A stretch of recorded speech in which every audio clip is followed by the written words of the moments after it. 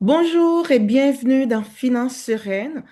Aujourd'hui, on aborde un sujet super intéressant, investir en toute conscience, droit, risque et protection. Et pour ce sujet, on a comme invité Stanley Baron, bien sûr, qui va nous partager son expertise. Stanley est titulaire d'un baccalauréat en statistique. Il a par la suite complété deux maîtrises, l'une en économie et l'autre en sciences de l'administration. Il a complété ensuite un doctorat en finance et assurance. Il a aussi une spécialisation en big data et en intelligence d'affaires. Il a débuté sa carrière à la Banque centrale comme statisticien et économiste pendant plus de 10 ans. Il est aussi analyste, programmeur et investisseur immobilier. Il développe ses propres modèles pour traders. Il a été pendant plusieurs années professeur à l'université. Il a enseigné l'économétrie, microéconomie, gestion de portefeuille, gestion financière de projet, finance corporative. Il est aussi chercheur dans le domaine de finance de marché. Il est membre du Centre de recherche sur les risques, les enjeux économiques et les politiques publiques. Il a beaucoup de publications. On va les mettre dans la description de la vidéo. Donc, vous pouvez aller les consulter. Et comme patient, bien sûr, même si Stanley, c'est quelqu'un de très cérébral, de, de très analytique, etc., il a une passion pour la danse, le sport, le soccer et le basketball. Donc, c'est un plaisir, un honneur d'accueillir Stanley Baron. Bonjour Baron, bonjour Stanley, merci d'avoir accepté l'invitation. Bonjour Déborah, merci de l'invitation aussi. Merci aussi pour la bonne présentation. Moi, je ne vais pas faire mieux. Et J'espère que j'ai rien raté. oui, oui, oui, t'as tout dit, j'ai rien à ajouter. Effectivement, c'est un sujet très important qu'on va aborder aujourd'hui, qui concerne la protection des consommateurs des produits financiers. Donc, ce que le consommateur doit savoir en tant que le consommateur, qu'est-ce qui le protège contre des produits financiers qui sont inadaptés, etc. Donc, c'est ça. Je Ben, suis là avec toi. ben, c'est sûr que notre public, on est plus dans la vulgarisation. Donc, pour commencer, on voudrait bien que tu nous expliques c'est quoi les droits des consommateurs financiers. Comment tu pourrais le définir? Oui, quand on parle de droit, le consommateur ou un investisseur dans le produit financier, quel que soit, donc, il y a des droits. Donc, OK. premier droit, c'est le droit à l'information claire et transparente sur les produits offerts. Mhm. Ça veut dire que le prestataire de services financiers, il doit communiquer sur les risques, les frais, les modalités contractuelles, ainsi que tout conflit d'intérêts qui peuvent influencer la proposition du produit. Mhm. Donc, c'est de la responsabilité du conseiller financier de partager ces informations au consommateur ou à l'investisseur. Aussi, le consommateur a droit à la protection contre les pratiques abusives, ce qu'on appelle toute incitation inappropriée ou tout type de vente sous pression. Donc, le OK. consommateur est protégé par ça. Hmm. Aussi, il a droit à des recours, de recours efficaces en cas de litige. S'il y a des litiges, le consommateur a des recours. Hmm. Peut-être plus tard, on va développer plus sur ces recours.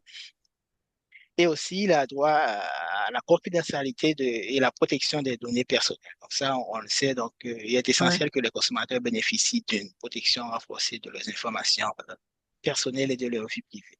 Ouais, Donc, ça, en gros, c'est essentiel.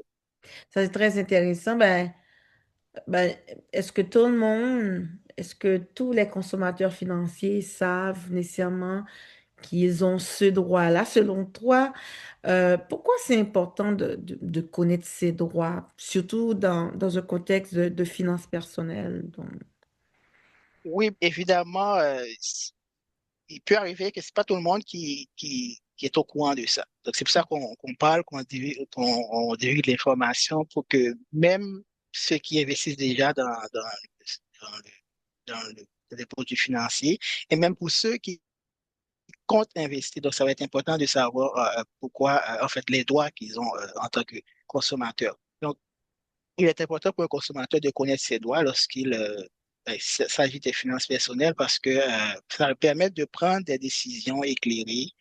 Euh, Ça va permettre aussi de réduire l'asymétrie d'information entre le client et l'investisseur financier.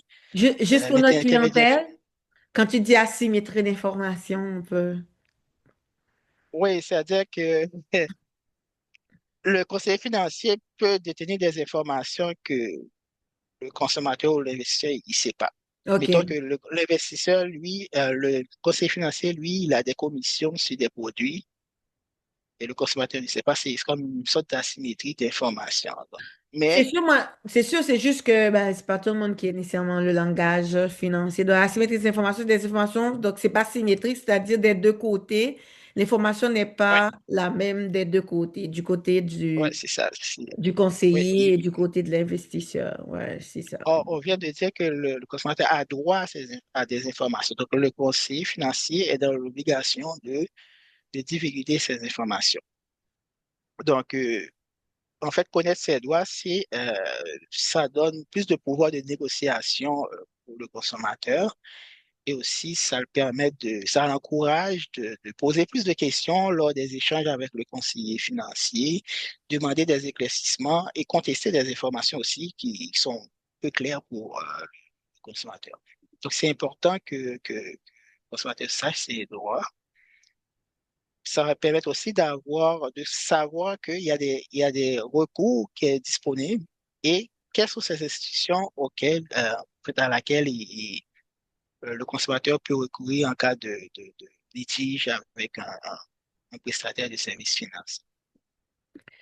Ben, c'est sûr que pour le présent moment, toi et moi, nous sommes au Canada, mais dans le monde entier, est-ce que les lois en matière, est-ce qu'on retrouve des lois en matière de consommateurs financiers partout dans le monde? La réponse courte est que la plupart des pays possèdent à des degrés divers des lois et règlements visant à protéger les droits des consommateurs. Cependant, l'étendue et l'application de ces règles varient considérablement selon le contexte national, culturel ou économique. C'est-à-dire dans les pays, par exemple, dans les pays développés comme l'Union européenne, les États-Unis, le Canada, ces pays disposent généralement d'un cadre juridique complexe et bien établi qui encadre la protection du consommateur. Cependant, pour les pays développés, c'est un peu différent. Les pays sous-développés, je veux dire, ou en développement, c'est un peu différent. Le cadre réglementaire peut être moins structuré ou en pleine évolution. Donc, ça reflète les spécificités de certains pays ou c'est peut-être lié aussi à la mise en œuvre ou le contrôle des normes de protection. Donc, il arrive aussi que dans certaines juridictions, la législation existe formellement, mais soit difficile à appliquer en raison de soit des sanctions qui sont inadéquates ou de la faiblesse institutionnelle. Donc, en gros, c'est ça. Il y en a dans les pays développés ou sous-développés, mais c'est plus difficile dans les pays sous-développés. OK. Il y a quand même des initiatives qui visent à, par exemple, il y a le principe de directeur des Nations Unies pour la protection des consommateurs. Donc, ils essaient de faire en sorte de promouvoir un standard global pour inciter tous les pays à Mhm. améliorer leur dispositif de protection en fonction de la réalité locale. Donc, il y a des travaux qui se font en ce sens pour que le monde a un cadre juridique réglementaire pour protéger les consommateurs. Maintenant, étant donné qu'on est au Canada, est-ce que les lois en matière de protection des consommateurs financiers, est-ce que ça varie d'une province à une autre? Oui, il existe des variations notables d'une province à l'autre concernant les lois. Si on prend par exemple, en fait, il y a la compétence partagée entre le fédéral et les provinces. Donc, le cadre juridique canadien repose sur une coopération entre l'autorité fédérale et les instances provinciales. Donc, le gouvernement en fait, fédéral par le biais d'organismes comme il y a l'Agence de la consommation en matière financière du Canada, donc ACFC. Mhm, C'est fédéral. Les autres, ils établissent des lignes directrices mhm, qui sont censées communes à tous. Mais il y a des normes spécifiques que certaines protections en fait, relèvent de la compétence des provinces et des mhm, territoires. Par exemple, au Québec, on a l'autorité des marchés financiers. On a mhm. l'Office de la protection du consommateur qui joue un rôle prépondérant à Québec. Wow, wow. Wow, ça c'est intéressant. Donc, on voit même à l'intérieur d'un même pays, il peut y avoir des variantes. Donc, euh, puis Oui, oui. là où ben, tu as parlé déjà au niveau du Canada, c'est quoi l'organisme qui est responsable pour la protection? Par exemple, au niveau du fédéral, fédéral au niveau du gouvernement, fédéral ensuite au niveau du gouvernement provincial. Ben, moi, je voulais savoir, est-ce qu'il y a des types de contrats qu'on doit, contrats financiers ou d'investissement qu'on doit faire? C'est comme il faut faire plus d'attention avant de les signer. Est-ce qu'il y en a? Évidemment, oui, ça c'est important comme question. Il est essentiel pour un consommateur de lire attentivement certains contrats financiers. Mais dans Mhm. notre des fois, il y a tellement d'informations qu'on a la paresse, on ne lit pas. Mais avant de s'engager, il faut lire parce que ça peut contenir des clauses complexes, des frais cachés, des obligations à long terme difficiles à modifier une fois que le contrat est signé. Si on prend un exemple de contrat de crédit, de prêt comme hypothèque, des prêts personnels, il y a des clauses relatives aux taux d'intérêt, variables ou fixes, frais de service, pénalités en cas de retard. Donc, si on ne lit pas, on ne va pas savoir qu'il y a des pénalités, puis nous, on peut penser qu'on peut faire, on peut, par exemple, à n'importe quel moment ne pas payer, puis on ne sait pas ce qui va arriver. Donc, c'est important de lire le contrat pour savoir tous ces détails et qu'il y a des frais supplémentaires qui peuvent être ajoutés, sous quelles conditions, etc. Donc, ça, c'est valable aussi pour des contrats d'assurance, des contrats de produits d'investissement et autres. Il faut évidemment lire le contrat pour voir qu'est-ce qui est là-dedans. Surtout en assurance, il y a les, on doit savoir qu'est-ce qui est couvert, les exclusions, la franchise, la période d'attente. Donc, il faut lire tout ça pour comprendre que s'il y a une franchise et que si on doit me dédommager, ben, la franchise, c'est combien de montant que je dois, moi, débourser, puis le reste, ça va être remboursé. Donc, toutes ces informations, on doit les savoir. Intéressant, intéressant. On a vu ben, que soit au niveau des prêts, là, c'est important de vraiment bien lire avant. On a parlé d'assurance, mais on veut bien rentrer dans un contexte plus d'investissement, de placement, parce que les placements, il y a les placements, on va dire, garantis, il y a les placements non garantis. Est-ce que tu pourrais nous expliquer ce que sont les placements non garantis et en quoi ils diffèrent des placements garantis? Bon. OK. Donc, comme fait, le placement non garanti, comme tu dis, c'est pas garanti. Ça veut dire que ça désigne des investissements dont le capital n'est pas assuré par une tierce partie ou un organisme public en cas de défaillance de l'émetteur, qui est contraire avec un placement garanti comme le CPG, donc certificat de placement garanti. Le montant investi ainsi que les gains escomptés sont protégés. Donc, mais il y a d'autres différences entre ces deux. Par exemple, le placement garanti, il est moins liquide par rapport à un placement non garanti. Ça veut dire que si j'ai un certificat de placement, donc c'est souvent conçu pour être des placements à terme, pour une durée fixe à l'avance. Ça veut dire que moi, si j'ai un placement dans 3 ans, je ne peux pas aujourd'hui décider de faire des retraits là-dedans. Donc, Ouais, s'il y a un problème de liquidité, pour les placements garantis, c'est difficile de sortir de l'argent. Donc, si tu allais poser une question, mais oui, c'est ça. J'allais juste dire que ben c'est ça. C'est comme les placements garantis. Comme tu as dit, c'est des placements à terme. Donc, ça a une durée fixe, soit 1 an, 2 ans, 3 ans, 4 ans. À ce moment-là, on ne peut pas sortir de l'argent si on a, ouais, disons, une oui, urgence et autres. Il faut vraiment oui. attendre le terme. ou on le fait avec des pénalités. Donc, c'est ça. Ouais. Et- Mais en général, c'est comme, ouais, on le fait avec des pénalités, mais c'est comme, je sais pas si c'est mais tacite là, mais c'est comme de manière, en général, on sait que si on fait un placement garanti, il faudrait vraiment attendre le terme. oui. Puis les placements garantis sont souvent recommandés aux investisseurs plus conservateurs, donc à ceux qui cherchent en fait, préservation du capital ainsi que du rendement stable. Si tu veux un rendement stable, c'est garanti.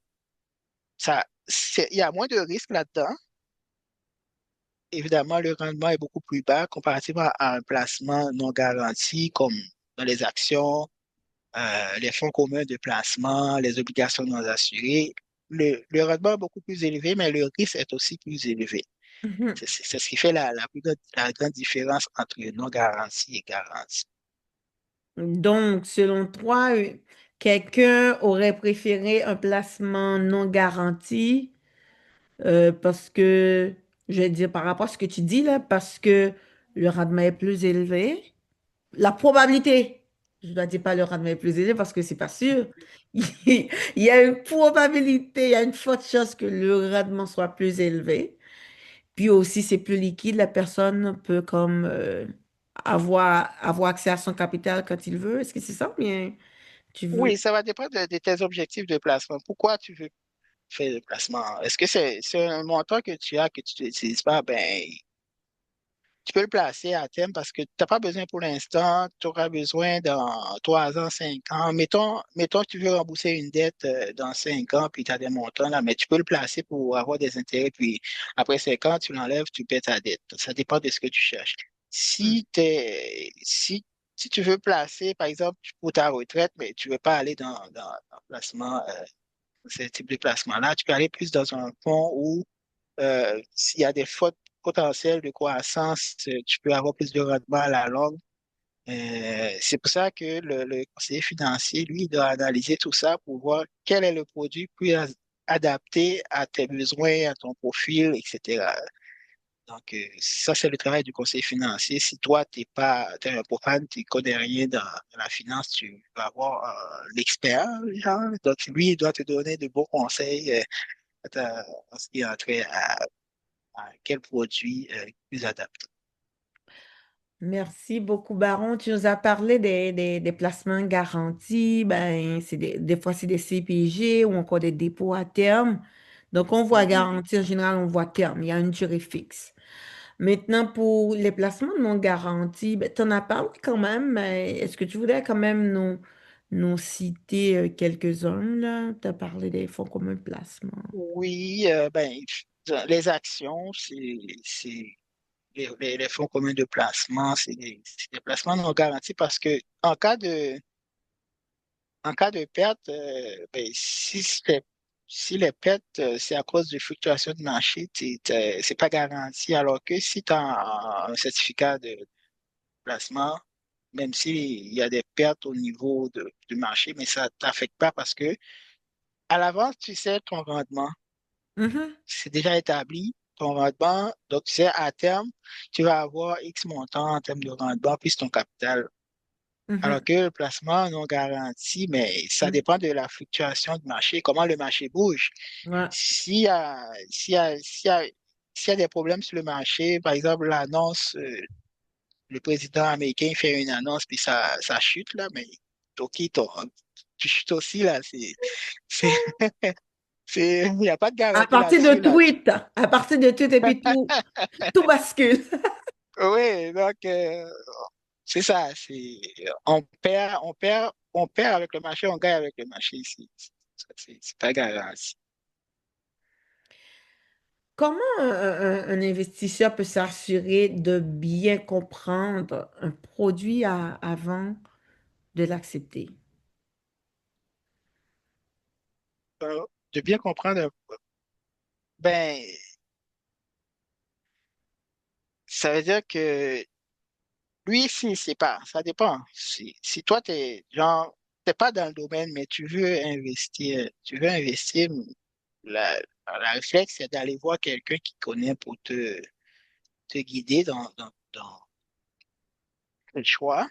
Et cette personne est supposée ou donner des informations, les bonnes informations, comme on a parlé des droits, donc te donner les bonnes informations, faire une analyse approfondie de ton profil, voir avec toi tes objectifs de placement, etc. Puis à ce moment-là, il va te proposer des produits. Ça ne veut pas dire nécessairement ce qu'il te propose, c'est le meilleur. Donc, toi, tu peux toujours aller voir quelqu'un d'autre, ce qu'on appelle deuxième consultation. Là, tu peux aller voir quelqu'un d'autre pour Mhm. questionner, donner plus Pour d'explications par confirmer. rapport. Oui, c'est ça. Tu peux faire tes propres recherches aussi pour voir est-ce que ça fait du sens ou pas. Ben, on parle beaucoup des placements non garantis. C'est parce qu'en général, c'est associé à des risques plus élevés aussi. Est-ce qu'il y a des risques comme que le consommateur il doit faire plus d'attention avant d'embarquer dans les placements non garantis, Non là? garanti. Ouais, oui, il y a plusieurs types de risques auxquels le consommateur peut faire face. Il y a d'abord le risque de marché. Non. C'est lié à la fluctuation naturelle en fonction de l'évolution de l'économie globale ou dans des secteurs spécifiques. Donc, Euh, c'est comme le risque de marché, personne ne peut échapper, on va dire ça comme ça. oui, oui, parce que Ça le affecte tout marché, le monde.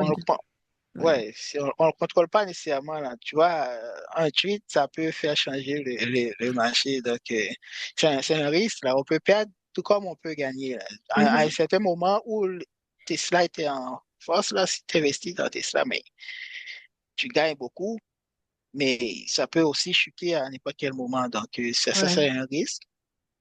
C'est un Comme dans risque, ces mais en derniers moments, général, ça a chuté un mhm, peu, donc ouais. voilà. Fait que, on a moins de contrôle, mais il y a aussi le risque Ça, c'est vraiment un mélange de finance et de politique aussi.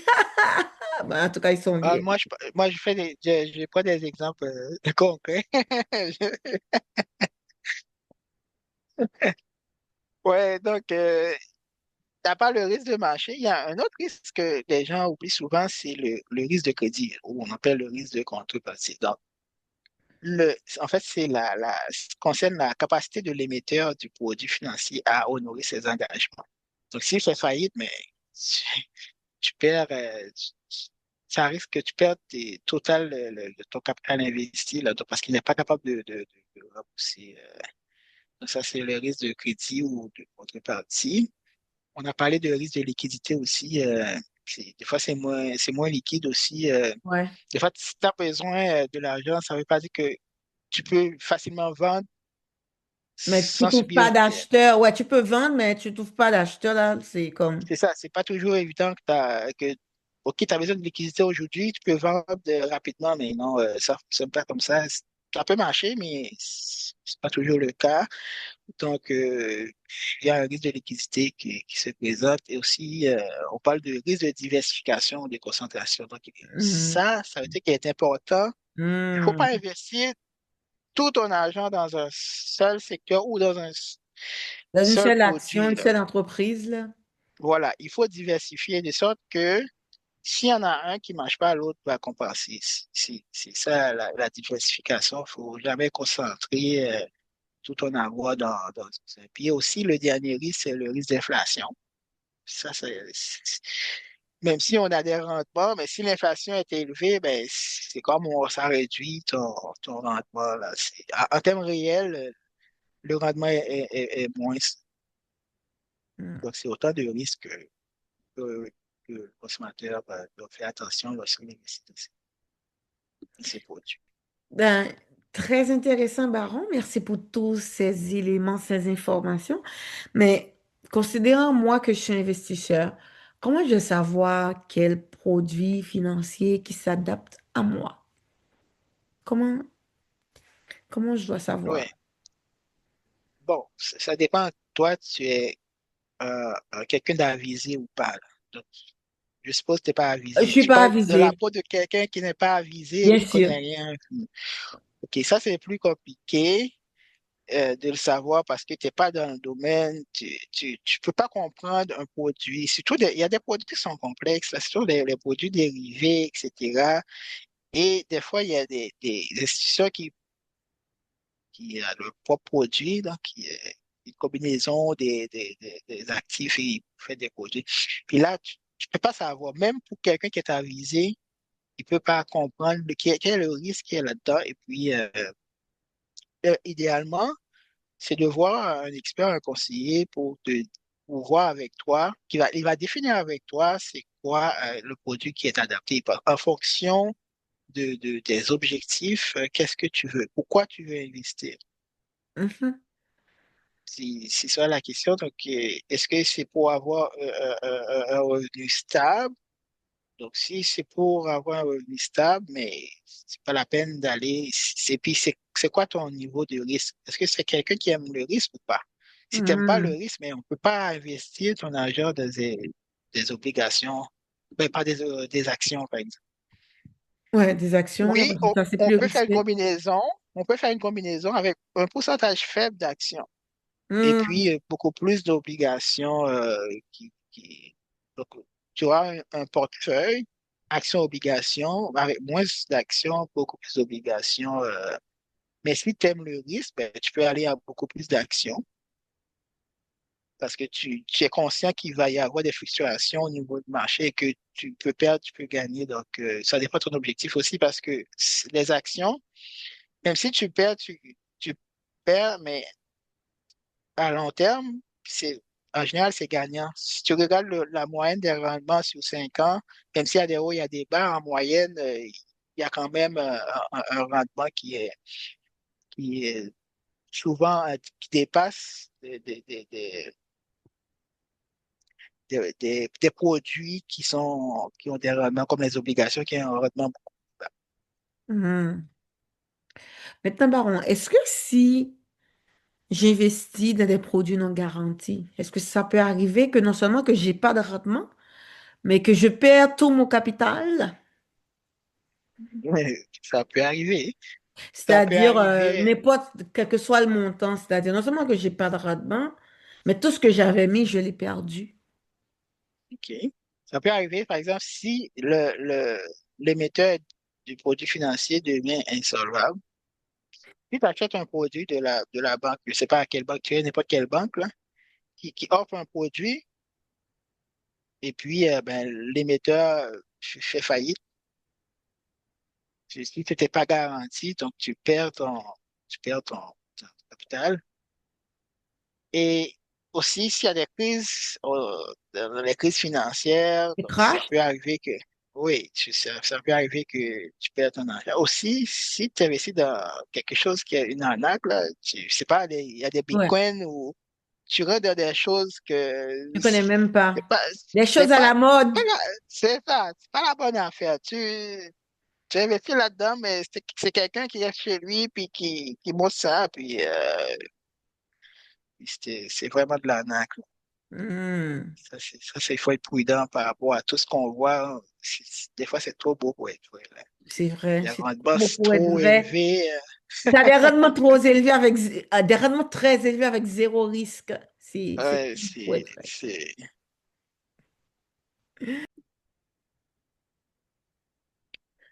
Oui, Baron, on a parlé des placements non garantis. Je voulais savoir, est-ce que il y a comme des situations où quand les consommateurs ils investissent et puis dans le cas où une institution financière fasse faillite, est-ce que ces consommateurs sont protégés? Comment ça se passe?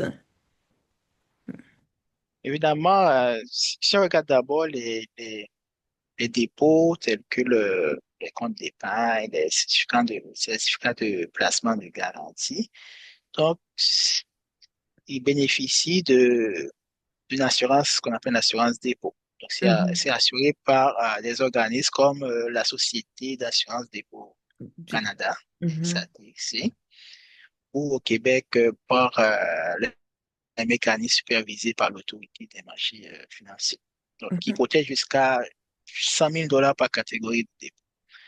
Mais pour les placements non garantis, comme les actions, obligations, fonds communs de placement, en général, ils ne disposent pas de protection en cas de faillite, mais il y a des cas comme, en fait, il y a des régimes d'indemnisation des courtiers. Par exemple, pour les placements non garantis détenus auprès des courtiers en valeur mobilière, il existe des régimes spécifiques comme le Fonds canadien d'indemnisation des investisseurs.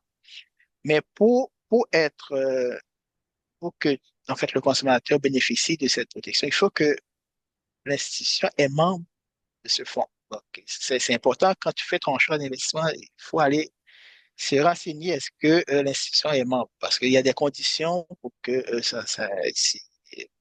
cette protection s'applique.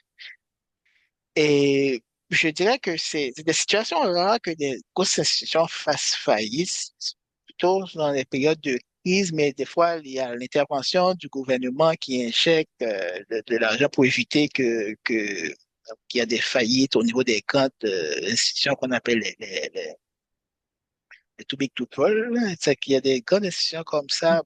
En général, le Canada, ça Too sort big to bien. fall, to fail, c'est Oui, ça? Oui, c'est ça, to ok. fail. Ouais, Ok. too big to fail. C'est trop grosse pour être en défaut, là. Ouais, c'est C'est ça. ça. Hmm. Ouais. Donc, en général, le Canada, ça sort bien. Les banques canadiennes sont assez robustes. Fait que il y a de, il y a de, en fait, la probabilité est mince là, que ces grandes institutions fassent faillite. Hmm. Donc, c'est ça, la probabilité est mince pour que... c'est ça, donc c'est sûr que ces placements-là ne sont pas protégés, comme Baron l'a dit, mais vous ne devez pas avoir peur quand même. Donc, ouais, il y a le risque que les surfaces faillissent, donc moi, je ne vais pas aller en placement non garanti, donc c'est quand même des situations rares, là. Mais la probabilité existe, donc c'est quand même probable. Oui, Wow. mais il y a aussi, si tu as l'information, ben, tu peux toujours prendre ton argent, là, tu vends tes actions. Si tu sens que ben, je sais pas, dans un mois ou 2 mois, il va y avoir quelque chose, mais tu peux vendre tes actions, comme ça tu évites.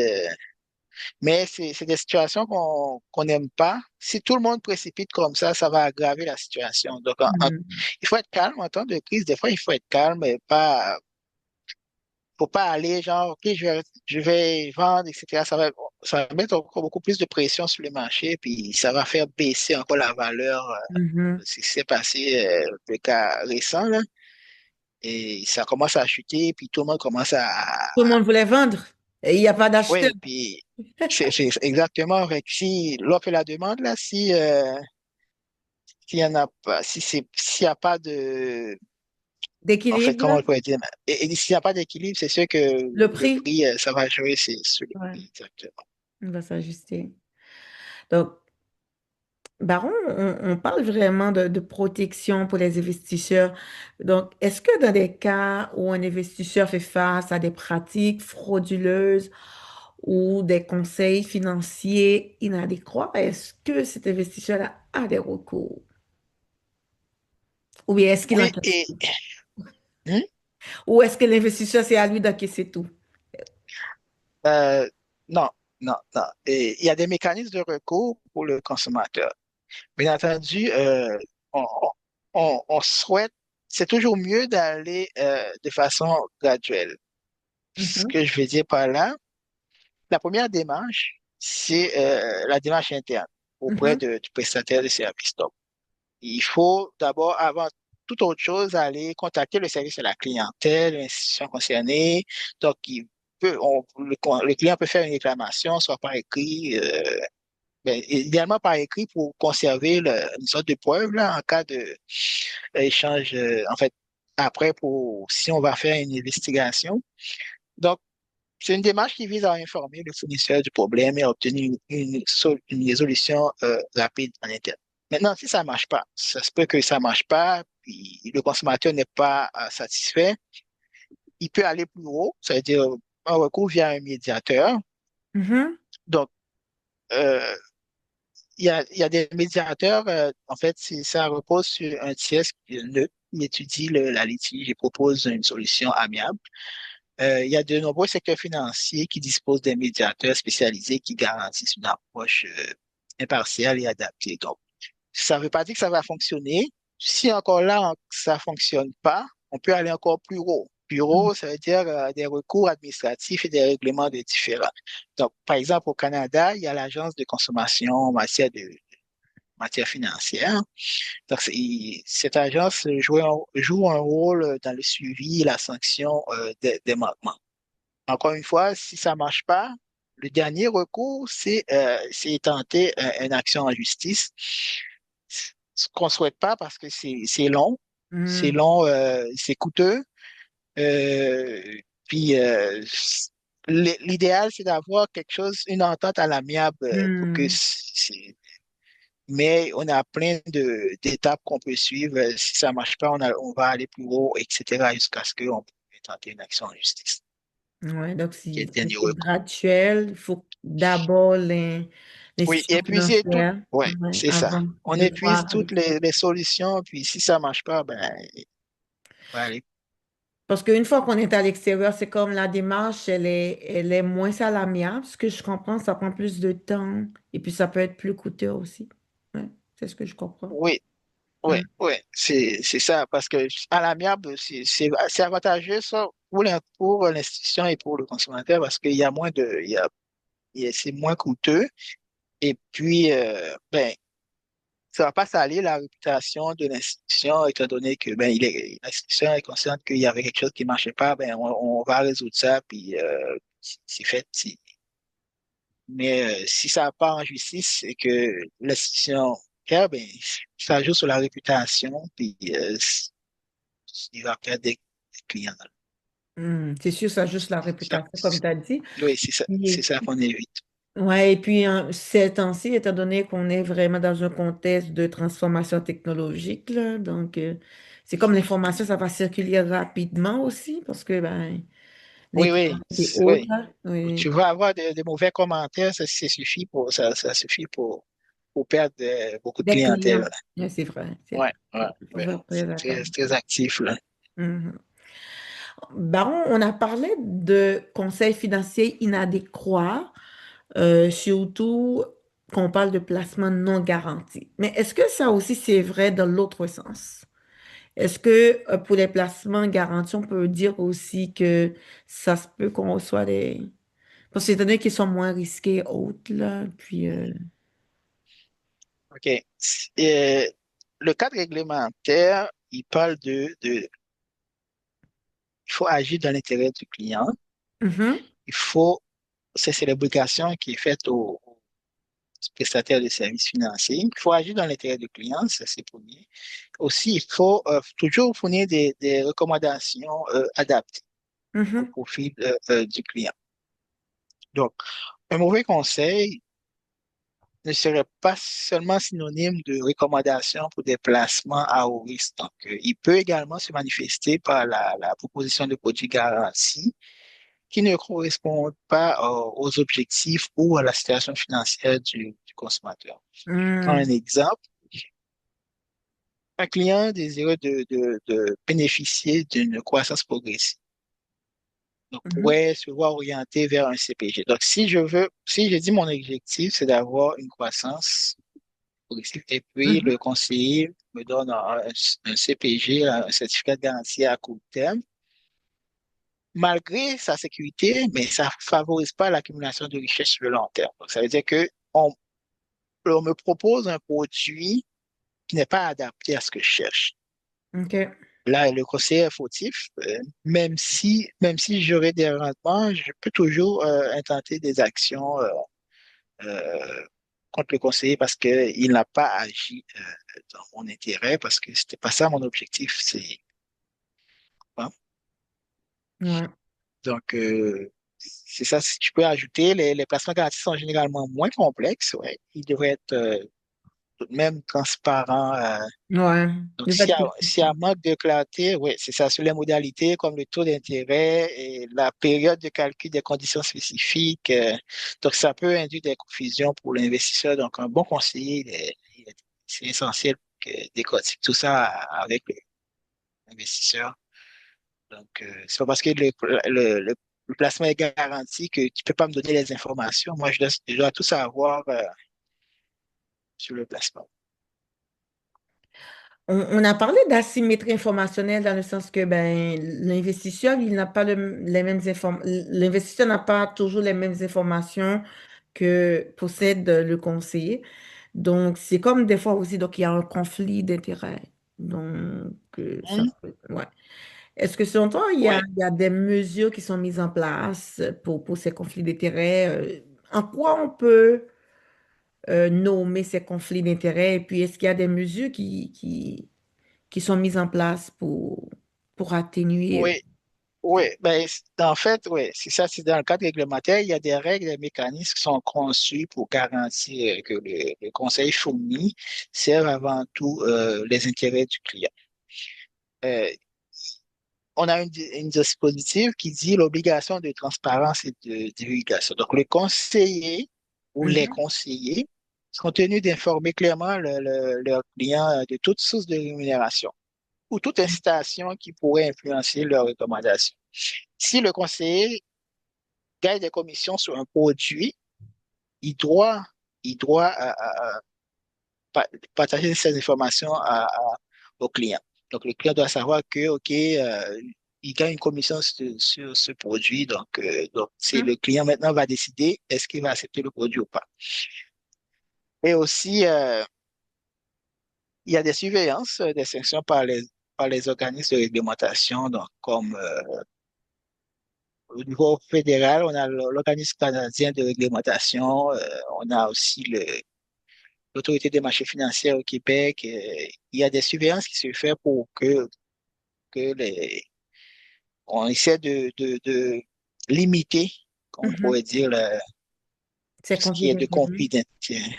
Ouais. Mhm, Ouais. Puis aussi, il y a des formations continues et des normes de profession qui sont en place pour former davantage les conseillers pour respecter tout ce qui est de réglementation, puis s'assurer qu'ils agissent dans l'intérêt du client et fournir les recommandations appropriées. Donc, c'est pour vous dire que oui, il y a des conflits d'intérêts, oui, il y a des risques, mais Ça doit être rassurez-vous, déclaré. Ça doit être ouais, déclaré. ouais, il y a des organismes qui prennent des mesures pour s'assurer que tout se passe bien, que vous Voilà. avez toute l'information qu'il faut pour votre investissement. Donc, rassurez-vous de cela. Donc, c'est sûr qu'on en parle des risques pour les investissements. On parle aussi des droits et autres. C'est pour que vous puissiez savoir toutes ces informations-là, mais c'est important de vous dire aussi, de vous rassurer que ben, normalement, toutes les mesures sont mises en place pour que tout se passe bien. Oui, Donc, c'est bien encadré. C'est bien encadré, donc c'est ça. Donc, le consommateur est protégé, donc il n'y a pas à, à se craindre de ça, là, parce que il suffit de savoir connaître vos droits, là, c'est ça l'essentiel, et savoir où aller s'il y a un problème. Donc, il faut savoir à quel organisme aller. Donc, c'est important de connaître ces informations, de ne pas se perdre, de dire, OK, j'ai un problème, mais je vais frapper à quelle porte? mhm. Il faut savoir à quelle porte frapper pour résoudre le problème le plus rapidement que possible. Ouais, ouais. Ben, merci beaucoup, Baron, pour toutes ces informations, pour tout ce partage. Est-ce que tu auras un dernier mot avant que tu puisses placer ton dernier mot? Je veux rappeler à tous ceux qui nous écoutent que les publications de Baron, on va le mettre dans la description de la vidéo. Vous allez pouvoir, si vous êtes intéressé par la recherche. Donc, c'est sûr que là, on a essayé de vulgariser tout pour vous, mais si vous voulez d'avoir des choses très pointues, là, donc, on va mettre ça dans la description de la vidéo. Vous allez pouvoir consulter ses travaux, ses recherches. Donc, c'est ça. Baron, un dernier mot pour... Ben, ça a été un plaisir de présenter le sujet avec toi, partager le panel avec toi. Puis j'espère que vos auditeurs vont aimer, vont ben, apprendre quelque chose de nouveau. ouais. Et Ah, j'ai appris. Oui, c'est ça. Ça serait pas la dernière présentation. On aura peut-être d'autres sujets à approfondir parce qu'il y a plein de choses qu'on a parlé qui ne sont pas approfondies probablement. Et puis, ils peuvent laisser des commentaires comme ça. S'il y a d'autres choses à approfondir, on peut débattre d'autres sujets. Donc, Bonne c'est idée. un grand merci à toi, là. Une bonne idée. Si vous avez des éléments par rapport à tout ce qu'on a dit, que vous voulez qu'on approfondisse, laissez des commentaires. Ça va être un plaisir de les aborder pour vous. Donc, Exact. c'est ça, c'est ça. Merci beaucoup, Baron, et on dit bye à la prochaine. Bye bye. Merci, bye bye. Bye.